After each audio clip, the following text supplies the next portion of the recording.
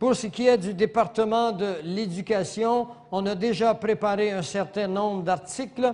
L'article numéro 3, par exemple, qui concerne les enfants, les cours, le service social, les bureaucrates, qui auront le pouvoir de régulariser les familles basées sur une détermination subjective dans le meilleur intérêt de l'enfant.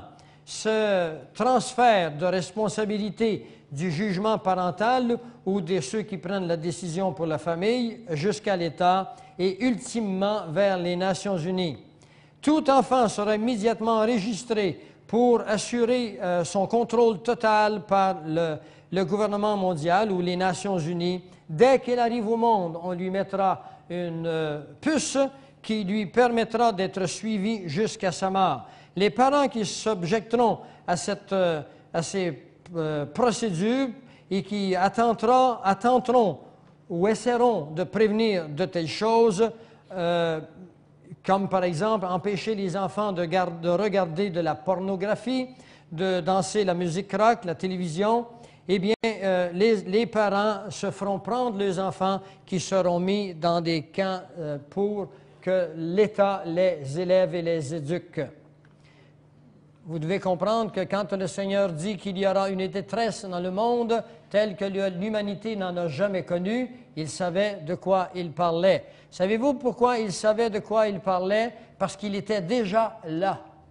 Savez-vous comment il était déjà là? Parce que Dieu est omniprésent. Dieu peut vivre dans le temps et il peut également vivre hors du temps. Ce sont des dimensions qui échappent à notre intellect. N'essayez pas de faire des hypothèses sur le temps et sur Dieu. Vous perdez votre temps.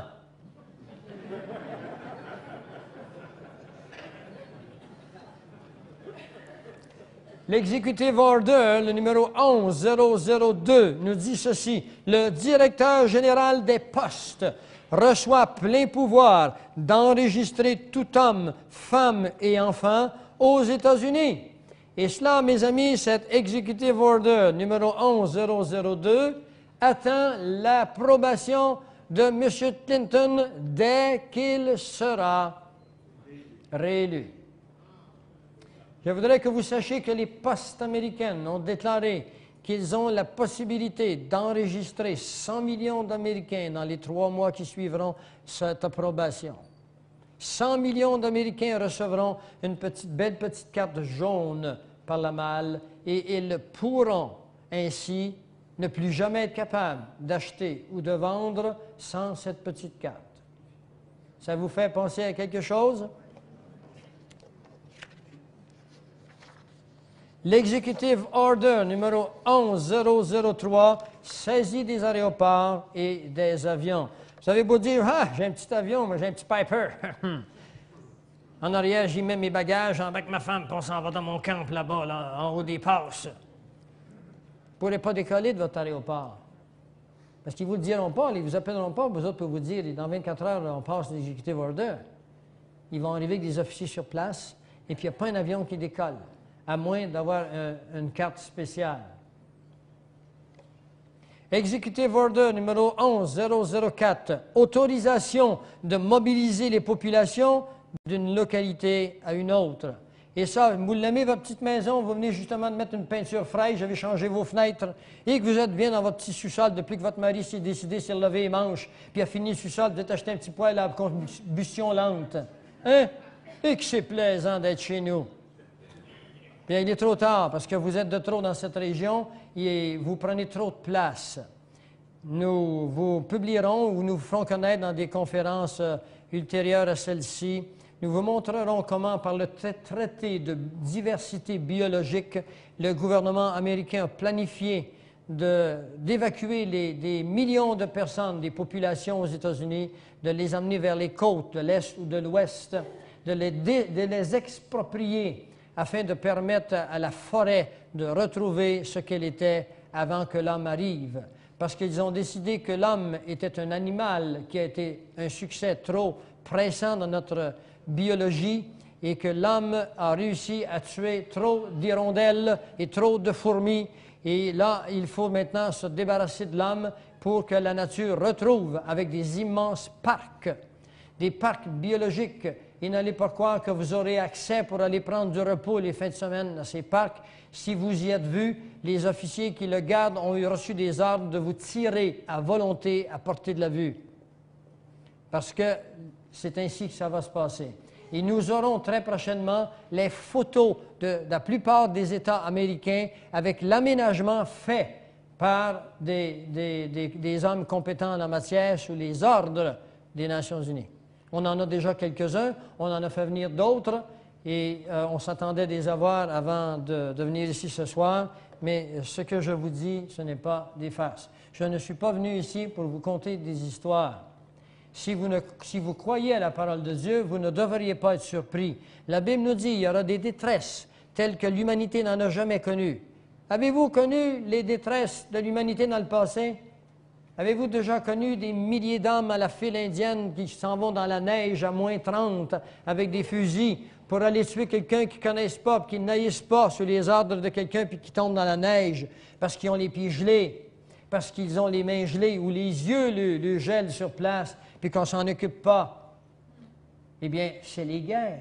Avez-vous déjà connu des familles où les enfants se retrouvent dans la rue et ne verront plus jamais leurs parents? La maison est brûlée. C'est la guerre. C'est l'histoire de l'humanité. Dieu ne nous parle pas de ces guerres ou de ces détresses comme critères. Il nous dit des détresses comme l'humanité n'en a jamais connues. Alors, je ne vous conseille pas d'être ici à ce moment-là. Je vous conseillerais de prendre l'ascenseur. Et pour ceux qui sont ici pour la première fois ce soir, je vous indiquerai la porte de l'ascenseur. Mais il faut que vous me donniez une chance de vous exposer au préalable pourquoi vous devez prendre l'ascenseur au lieu de monter par les marches.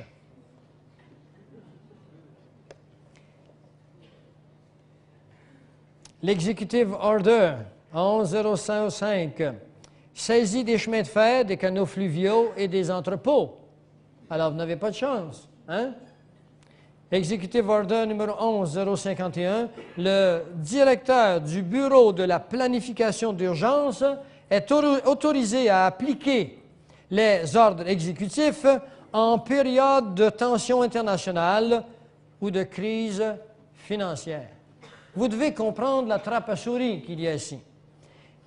Le directeur du Bureau de la planification d'urgence, et la planification d'urgence aux États-Unis a un nom bien particulier. C'est un nom qui a 4 lettres, qui s'appelle Bureau d'urgence, ça m'échappe pour le moment. Je vous le dirai plus tard. Et lorsqu'il y a des tensions internationales, et c'est lui, le directeur du Bureau international, FEMA. FEMA, ça veut dire Federal Emergency Measures Agency, l'Agence des mesures d'urgence fédérale. Ce sont eux qui décident des critères de ce qu'on appelle des tensions internationales. Ce sont eux qui décident si nous sommes en crise financière, parce que c'est eux qui la font, la crise financière.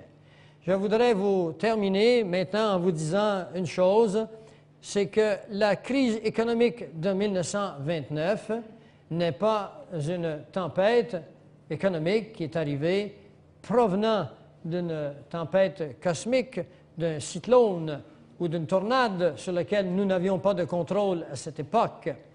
C'était une organisation bien planifiée des hommes qui contrôlent un bureau qu'on appelle aujourd'hui la Banque fédérale de réserve. La Banque fédérale de réserve est encore sur place et c'est elle qui contrôle à 95 % les réserves de la Banque du Canada.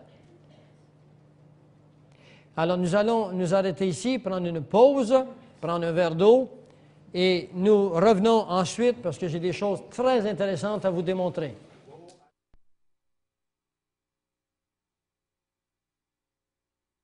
Je voudrais maintenant vous emmener dans la parole et vous